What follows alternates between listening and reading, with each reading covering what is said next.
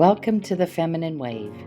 Today we will be discussing conscious thriving, real expression. In this episode, we will be talking about fun, creativity, fulfillment, and a life of meaning. Today's guest is Urmi Hossain. She is a woman who wears many hats. She is a self-published author, speaker, blogger, podcast host, polyglot, mentor, and holder of both the CFA, the Chartered Financial Analyst, and CAIA, Chartered Alternative Investment Analyst designations. Urmi works in the financial services industry in Canada, where she currently resides. Her first book, Discovering Your Identity, A Rebirth from Interracial Struggle, reflects her journey as a third culture kid navigating questions of belonging, culture, and self-worth. She's also the host of Stories Beyond Borders, a podcast that amplifies diverse voices and explores stories of identity, migration, language, and what home really means. Passionate about women's empowerment, she serves as the co-chair of Women in Leadership's Montreal chapter. She's also a strong advocate for continuous learning and personal growth. One of her greatest passions is public speaking, and she's been an active Toastmasters member since 2019, and having served as both VP of Education and club president. In her spare time, Urmi enjoys reading thrillers and mystery novels and staying active through boxing, HIIT workouts, and running. I just want to welcome Urmi Hossain today with us. And so thank you for being with us today. Thank you. Thank you for having me. Yeah. So you do a lot. And I just want to dive right in, and because we have a lot of similar beliefs or passions, and that's just so wonderful to hear. And I just am going to start off with saying, what does living a fulfilled and meaning life mean to you? It simply means doing something that is aligned with your values and doing something that is aligned with your identity. It's really about doing something that really makes you happy and gives you joy and it gives you that motivation to wake up every day and go for your day and start the day. Yeah. I am totally on that same wavelength. Uh-huh. Yeah, yeah. Yeah. So, well, where do you think fulfillment comes from, and or what we do or who we are? So say more about that. So here's the thing. I can tell a little bit about how I try to find my own answer. And there are different paths that I took. There was a lot that I did through learning. I love reading. I love reading self-development books, and I like to read books about personal growth, anything that gives me a little bit of an idea of how I can live a more motivating life. And there was this book that I have read which talks about the concept of ikigai. I don't know if you're familiar with that. It's a Japanese concept that Yes. means your reason for being. That was, I would say, the first time that I have encountered this whole concept of like following your passions, living a fulfilled life. And after that, I did speak with a lot of women that that I pretty much look up to. Women that I see as an inspiration, women that I aspire to be. And one of the questions that I would often ask them is, does this make you happy? How do you feel about it? You know, you are doing this, and some of the work that they were doing was like some of the work were quite draining, I felt, but they were telling me that they felt it was very fulfilling at the same time. And it was really at that moment that I think I started to think more about what is it that makes me fulfilled? What is it that's something that makes me happy? And I do this one exercise pretty much every year, and I do this at the end of the year. So I never used to do a vision board. I started, I think, like 3 years ago to start doing a vision board. I like to believe in the power of like visualization, manifestation, and so forth. And as I would do my vision board, I would also have a notebook where I would write all of my goals. And it was in that moment that I would do like a work of reflection and think about, okay, how do I see myself in the next couple of years, or how do I see myself in the next 12 months? And it was in that moment that I think I started to find what resonated with me mostly, what was something that was really giving me joy and fulfillment, basically. And so that's how I managed to find, I guess, my own fulfillment, basically. Oh, so you do that at the end of the year then, reflecting back. Yeah.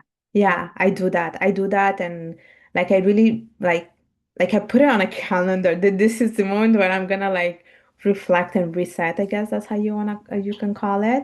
And I really do reflect on the year, and then I go back to my vision board and I try to see, okay, what is it that I did?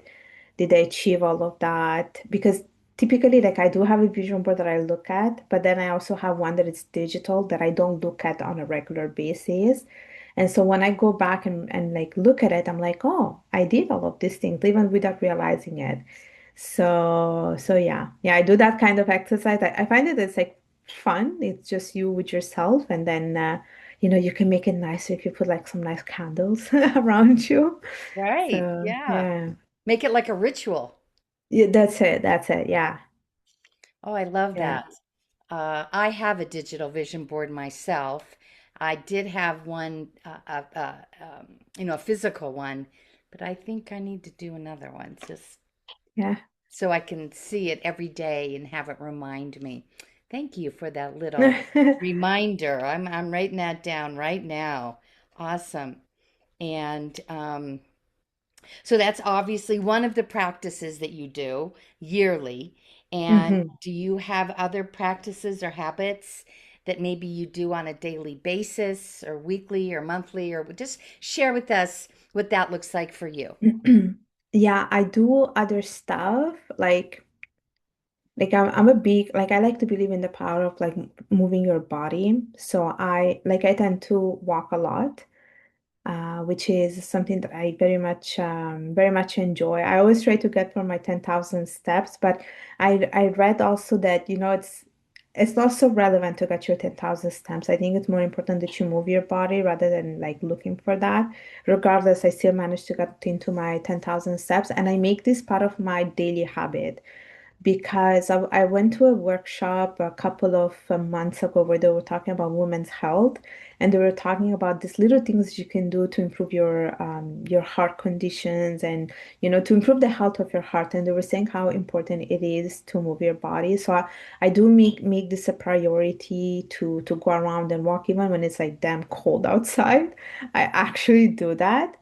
And I'm big also on working out, like doing boxing, which is something that maybe I think a lot of people, or especially women, don't do. But don't be intimidated by boxing, because I was having this conversation today. Boxing can be done in a feminine way as well. It's just what makes you happy.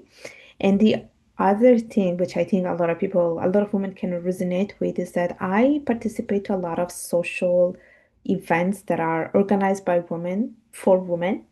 And a lot of them are more about discovering your creative side. So one that I just recently went to, it was basically about like bunch of women that were like meeting up in a coffee shop, and then this was of course organized by someone. And in the jar you have all these like questions, so each one of us had to pick a question, and then we had to like read it out loud, and then from there we had to like answer the question. So I like even those environments because you get to learn from what other people are doing, how people deal with stuff, and you learn this from other women. So I feel like there is always like something that you can take away from it. And I feel like these events are quite rejuvenating. So yeah, that's also part of my like, I guess you can say daily practice. Yeah. I love that. And just kind of get back to the boxing. You told me that you do HIIT workouts, HIIT, HIIT workouts. Yeah, yeah, yeah. How did you get into that? So you know what happened? Okay, so basically, like, I feel like what I see a lot, like let's say on social media, is that people are very much into yoga, hot yoga, reformer, Pilates, hot Pilates, and so forth. I did all of them. Like, don't get me wrong, it's not that I don't like them. I do like them, but if you ask me what I would choose, I would always choose something that is a bit more high intense. So the HIIT workout, there was like there was this place where they were giving this like HIIT workouts, and then there's also CrossFit, there's also boot camp. And I realized that I felt much more pumped when I was doing those kind of workouts than doing like a yoga session because I felt like with yoga I was just falling asleep and I feel like my body was not moving as much. But I think I love boxing more than everything else because it gives me another level of energy when I'm boxing. And this is why, like, when I box, I make it like a religious moment for me where, like, no one can bother me.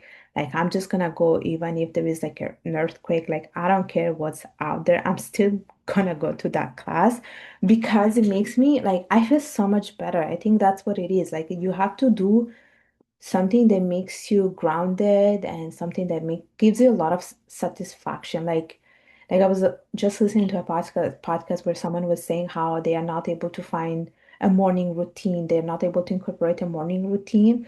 But sometimes it's not about like incorporating it. It's more about finding the right thing, and that will be easily incorporated when you find the right thing, you know? So Yeah, absolutely.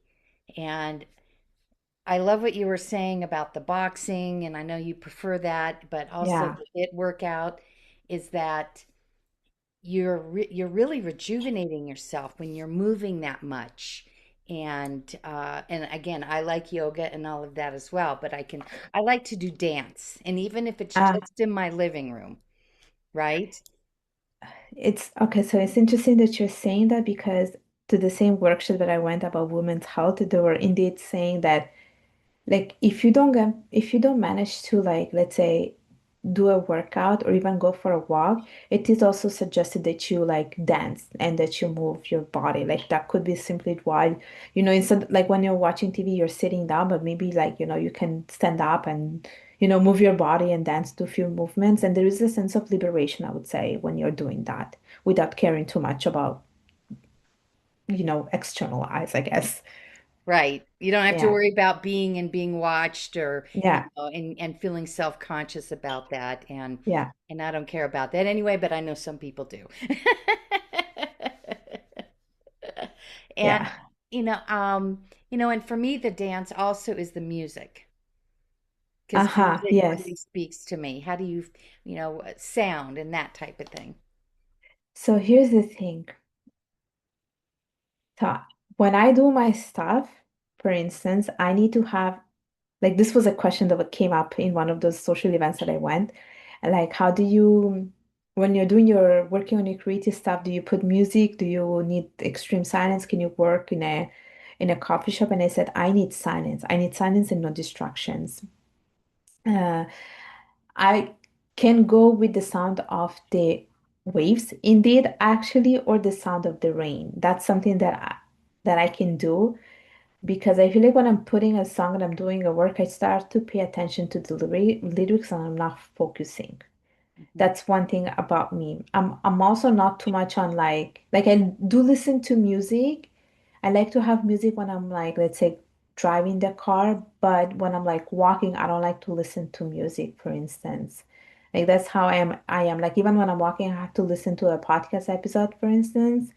Because I feel like I still want to be like I feel like with music, you you have to make sure that like you are in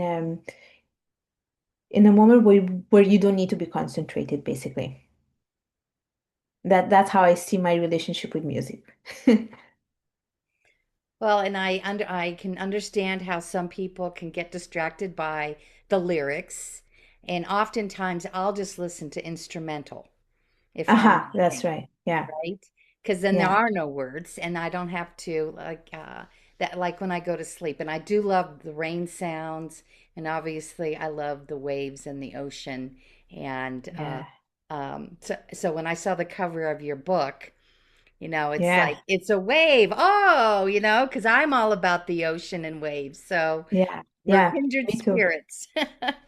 Me too. I'm all about that. But let me tell you this, I'm also like, I don't know how to swim. I always say it with a lot of like embarrassment that I don't know how to swim. But I do like watching, the ocean. I do like to see the waves moving. I like to feel the breeze that you get at the beach, for instance. And I think it just goes back to my childhood about because I was born in Sicily, where we do have, let's say, the sea and so forth. So I would see that. I would see that on the afternoon, and I think that memory just stayed with me forever, which is why I think which is why I think I like, waves and the ocean and the beach and so forth. Well, I can relate. And unfortunately, I'm in Colorado, outside of Denver, and we don't have an ocean. I used to Yeah. live on every co I've lived in Hawaii and California, so I Oh, love the ocean. I miss it. So here I go to like where rivers are, because at least, it's moving and you can hear the sounds of the water. So, uh, yeah. yeah. So, But it must snow in Colorado, no? I think I yeah. watched the summer it snows. Yeah. Yes, yeah, and actually we got some snow the other day. The mountains are going to get a few feet over the weekend, so yeah, we have snow. Oh, Yeah, yeah. Yeah, not the ocean. not the ocean. Right, right, right. Well, anyway, I love hearing about your habits and your basically practices. And how can someone start creating more meaning in their life, especially if they feel lost or stuck? What would you recommend? So I think I always say like finding meaning in your life, it has to start with some actions, like actual concrete actions. And you can start with one action only. I think like you don't need to feel overwhelmed about, living a purposeful life. And I think the exercise that I was mentioning about like writing down things that you want to achieve or even putting things in a vision board, it can really start simply as that. And honestly, you don't need to do this alone either because there are like pages out there on Instagram or even like organizations that do organize like workout, sorry, not workout, they organize like workshop about vision board and it can simply start with that. Like you just by showing up, you already did 50% of the work. And by doing that, I think you're like already like you don't realize it, but you're already moving closer to getting into that meaningful and purposeful life. So I say always like you don't need to do this alone. You can participate to some of these things, vision boards activities with people. And I think vision boards are quite helpful, especially if you have a desire to be a certain person, to become a certain person, to transform yourself into a certain person. Because without realizing it, your mind is wired to like work towards that. And I read it also in a book, like if you they say, you attract positive vibes if you think about positive things. And I do believe in that power. I actually do believe it. Like we do put that energy out there and it just comes back to us. So yeah, I would say that. Well, I say it another way, but it's what you're saying about how our brain is wired. So I love affirmations, but Oh what yeah, yeah, yeah. I like to do them in the form of a question. Be- Okay. because, excuse me, I'll give you an example. Um, I'm going to make a simple one and it might not, I am always happy. Okay, that's how I want to feel. And if I put it in the form of a question, why am I always so happy? Your brain will start to find the reasons why. Uh-huh. Yeah. So I also use positive self-affirmation, but mine are actually an affirmation and not a question. Hmm. So I like let's say I'm starting the day, I would like write down today is gonna be a good day. Hmm. And I already set the tone of the day. And usually things go well. So I do it more in Absolutely. Yeah, I do it in a more positive way. Like not positive, I do it more like a an actual sentence and like an Right. affirmation rather than like asking a question. But talking about what you just said, they do have guided journals where they do ask you questions. I don't know if you ever had one. I have one where they tell you like, what is the one thing that you like about you, or what is your favorite memory from your childhood? Even those when they make you question and make you think. I have one as well. They're so much fun. Yeah, I it's the curiosity, and I love affirmations and positive Yeah, affirmations, and then putting them in as, they're like it's already happened. I yeah, understand that whole philosophy. And sometimes I need to, because I get stuck sometimes. And right. if I am then make it a question, then again, like I was saying, my mind will find the answer to the question as to how this happened. It's like, and then I can reconnect with that feeling, Yeah, which is, the big piece of it. Because when you have that emotional connection, you're taking it in, you can feel it in your body, and you can change your day. yeah. I agree. I agree. Yeah, yeah. I agree. And I always say it's everything that we just mentioned, it's I always say it's a form of self-love. You know, you're just really taking care of yourself, honestly. You're pretty much doing that. You're giving a lot of love and compassion to yourself, which I feel like we don't do enough of it. We're pretty good at giving a good advice to a friend, but when it comes to ourselves, we're pretty harsh. But I think it's okay to put ourselves first. It's okay. And just what you're saying, that's a very um, common thing in the feminine. We always Yeah, put everybody else before ourselves, right? yeah, yes. And because we have work and family and all, and of course now we're in the holiday season, Oh so yeah. Oh yeah. We're gonna be yeah. even more drained. Yeah, that's right. Right, because we're Yeah, doing, and you're yeah, so right. I love self-love, and I just put it in the category of self-care, and yeah. And it brings me to another point that came to my mind. I think self-love and self-care go hand in hand along with me time. It's okay to take a time just for yourself. Like you don't always need to be surrounded by people. It's honestly, I love my me time. Like to go on a solo day just with myself and like have a nice coffee. Like I'm like, that's the best thing ever, you know? Yeah. oh yeah, that's great. That's great. So give us some ideas, or give our viewers some ideas of what, like you said, go for a coffee. Do you have? And I know you said you go for a walk. That's probably one of them. Is there any other things that maybe I might not even think of, or someone else might not even think of, that might be good for that? So, well, the coffee thing, it's a thing that I very much love, like going for coffees. And sometimes to reward myself for the week, I actually do that. Like I actually go for a coffee and I don't feel bad about it. I know coffee sometimes is not cheap. It's a good $5, $6 nowadays, even more than that. But I don't feel bad about it because I tell myself I deserve it. So that's one thing that I do. Another thing that I very much enjoy doing is making pasta. And I like to use my creative side to mix and match like ingredients to come up with a recipe or with a meal. And typically I do this on a weekend. Like I feel like it's a time for me to unwind, and it's okay to really like it's okay to do that. So I usually tend to do that. And the third thing that I think people might like is that, like on my weekends, I'm usually quite busy, but also because, yes, I'm using that to like decompress and unwind, but I also try to do something fun. So I'm gonna give you a good example. So last week I went to a workshop where you make bubble bath. I don't know if you're familiar with what I'm talking about. It's basically those bubble that you put in the bath, and they're like they smell nice and they're like quite colorful.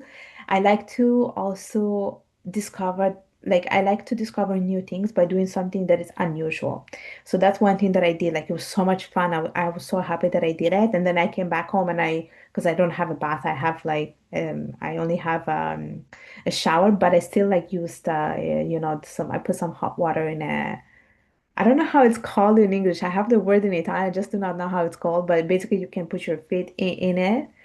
Um, Like a tub, like a foot bath? Yeah, there you go. I put it there and then I was watching TV and I was like, that's my way of like loving myself. And I always like to do this like new things. I think it's important to like that's also part of your like investing in yourself and nurturing your soul. A couple of weeks ago, I went to a latte art workshop where they show you how to make like latte art in a basically in a latte or in a cappuccino. And then a few weeks ago, I did like an espresso making workshop. So I'm always Hmm. like I'm always trying to do new things that are like outside of my comfort zone or something that is unusual that I wouldn't do on a normal basis. So and I do like the connections that I make because I feel like I meet people that are similar to me, basically. I'm writing, these are all great ideas. Thank you. And I've actually been to a class where we did make those little I think we call them like fizzy balls, and they're like compact, right? And it's Yeah, right, and then when it goes in the water, it gets all fizzy and bubbly. Is that what yeah, they're so easy. They're so I easy. know. I We was did so it here at surprised. at the rec center here where I live. It's like it was awesome. They're so easy. I was so surprised. And I did another month ago, I did like a cocktail mocktail making workshop. So they show you how to like shake the shaker basically and how you can like measure the things and everything. It was so much fun. I think there's so much fun from doing all of these things. Yeah, and there is so much going on, uh, Yeah, that it's you can find this, and you it's know, never ending. no, never, never ending. I It's just never want to ending. shift a little bit about, um, in different stages of our life, right? Uh, Yeah.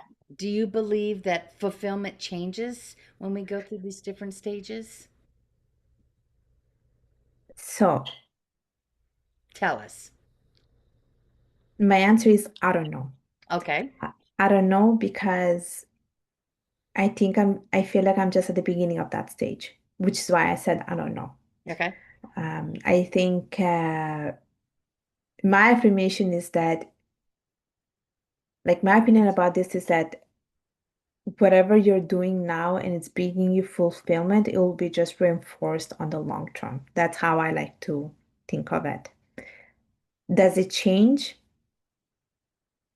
I don't know. I don't know. It could be that you find new things, or it could be that you continue in your path. I don't know. I think we as human beings, we are in constant evolution and in constant discovery. And because I haven't lived long enough, I cannot give you that answer, basically. Yeah. Yeah, well, and you kind of hit the nail on the head. We're always evolving. Yeah. And so, I'm, totally agree with what you say in that, where we are right now, and that could change might not, well, change is inevitable. It's going to happen. Right. And, where if we're growing and learning, I might say it might evolve, maybe not change, if that makes any Right. sense, Yeah. right? Does that make sense? Yeah.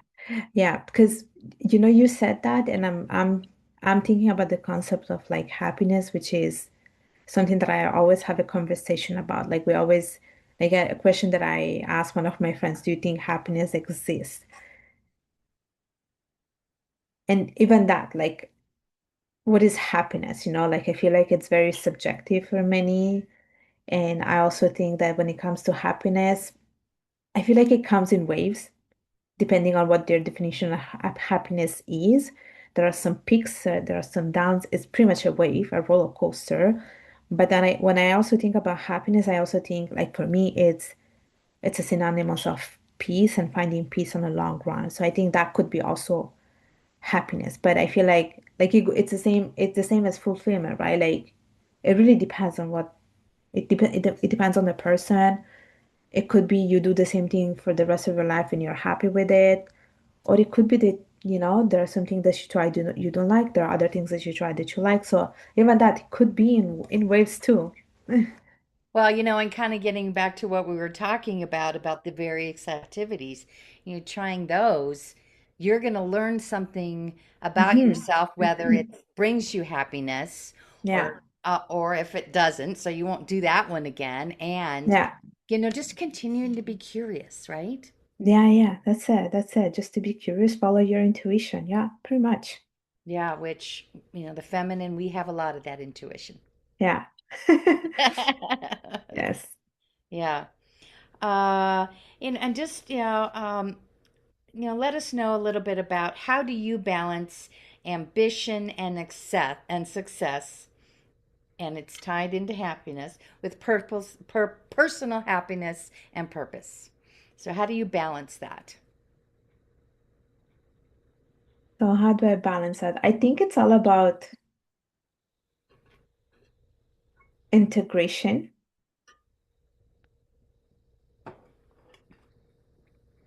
and making that a priority in your life.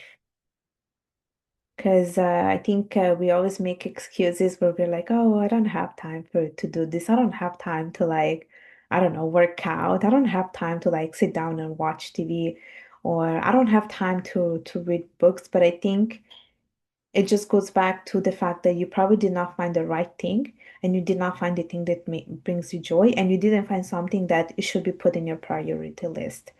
And I always say it's just like how you use your time, it's a choice that you make. It's really about choice. Like we all have 24 hours. I have 24 hours. People are wondering if I'm like sleeping. I make everything a priority. Like my sleep is important, my workout is important, but I'm not feeling overwhelmed because everything is like balanced out throughout the week and I don't do everything in one shot. I do them like it's pretty spread during the whole week, but I do make it a priority. Like me working out, which is so important. I do make this a priority. Like if someone is asking me, okay, let's go out, I'll be like, no, I need to go and work out, which is more important for me. So it's my own mental sanity. The same thing with these things that I do, like all these workshops that I attend to, like those are important for me. And so why would I waste my time like that? So I always say it's about really making it a priority if that's what's important for you. Yeah. Yeah, you're absolutely like priority and choice. Everything is at choice in our lives. Yeah. And do I want to put myself first and give to myself and then make the time to do these other things that I know is important for me? And I really love how you say that maybe I just haven't find the right activity or whatever, or the book or whatever that because I know when I love to do something, I'll make time definitely to do it, right? It's really not that hard. Like when No, someone says I don't have time, you're like, no, there's no way. There's no way. right. I don't believe that anymore. No. I tend to too, and we all have the same 24 hours in a day, right?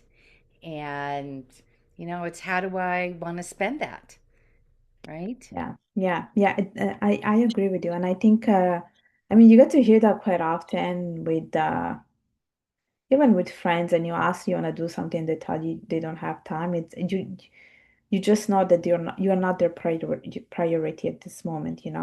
And I think even in those cases, like for some relationship, a friendship or whatever, you start to reflect a little bit, okay, is this is this a friendship I'm gonna continue working on, the so I think like I used to say that sometimes I don't have time, but it's no longer part of my vocabulary because it's not true. It's really not true that I don't have time. I do have the time. I just don't want to make it a priority. I think that's a better way to word it. That is key. That is Yeah. absolutely key because I've been having that same conversation with some of my girlfriends. So, Okay. yeah, I get it. I get it. I do want to ask you a little bit about your podcast, if you would be Okay. willing to share a little bit about that. Love to know more about that. So it's called Stories Beyond Borders, and it's a podcast. I always say it's a podcast of storytelling. It's a podcast of stories of immigration, people that have moved from one place to another, people who have multiple backgrounds, cultural backgrounds. So it could be you're born in one place, grew up in another place, studied in another place and you have exposure to multiple cultures. And it's also a podcast for biracial people, people who have the mother from one side, from one country, and the father from another country. And the reason why I created this is because it's coming from my own personal experience. I was born and raised in Italy, and both of my parents are from Bangladesh. And I did go a little bit of a struggle of like not belonging and not fitting in. Then, of course, living in Canada, that was another layer of like complexity. And so I created that to give a space to people to share their stories, basically. I love that. And it's on YouTube, right? It's on, yeah, it does get uploaded on YouTube, that's right. And it's on Apple and Spotify, Apple Podcasts and Spotify. Okay, and it's Stories Beyond Borders, correct? That's right. Yeah. Okay. And so how often are you airing, you know? Good. That's a good question. So because I do have also like a full-time job and I am committed to so many things, I had to find the right thing that was for me, which was really to release it once every 3 weeks. So I do release an episode once every 3 weeks. My episodes are quite short, less than 30 minutes, but they're full of like, stories. And typically, when I am releasing an episode, I also ask my guests to share a favorite quote and a favorite book, and I usually like use my Instagram account to promote the episodes for those 2 weeks gap when I'm not basically posting. So that's the strategy that I came up with. So yeah, I do release once every 3 weeks. Yeah. Yeah. And then tell us a little bit about your book. I want to know more about your book, which is, a similar topic, correct? Yeah, it is a similar topic. So it's called Discovering Your Identity, a Rebirth from Interracial Struggle. It's a self-published book. I basically self-published it 3 years ago. And I talk about my life and being a third culture kid, which is basically what I said before, being born and raised in Italy and growing up in a Bengali household. And I make a comparison between the two cultures, but from a point of view of a girl and from a point of view of a South Asian individual. So there are things that I talk about, how it was for me to go to school, which was predominantly Catholic. There was crucifix in the classroom, but then I come from a different religion. So I make a comparison between the two and how it was hard for me to fit in at times because I didn't feel enough Bengali, I didn't feel enough Italian, and I felt like I was always in between trying to like understand which way do I go, but it was just about accepting myself the way I am. I love that. And what I hear from that is finding a belonging. Yeah, my own belonging. Yeah. Yes. And if you can belong to you in here, everything else it doesn't, I don't want to say it doesn't matter, but um, it's not as, it doesn't affect you as badly, maybe, Mm-hmm. right? Yeah, yeah, that's it. Yeah. Well, and then you have this full-time job, and golly gee, so nobody can say they don't have enough time because you get a lot in, I and do. I do. and kudos for you. And I do want to ask, what's next for you? So I've been trying to get on a TEDx for a while. Like I do want to give a TEDx, but it's quite challenging. So it's there on my vision board, which means it will happen eventually. I don't know when anymore. I always get I've been getting rejected to from the application process, but I don't give up. So I'm gonna keep trying until I finally get to deliver a TEDx. Yeah. Good for you. Just Yeah. I love how you have such perseverance, and even if you get a no, you still keep going. Yeah, yeah, yeah. I still keep going. Yes. And that's that is key to life. Yeah, Even, because everything isn't going to always go fabulously. And that's right. there are bumps in the road.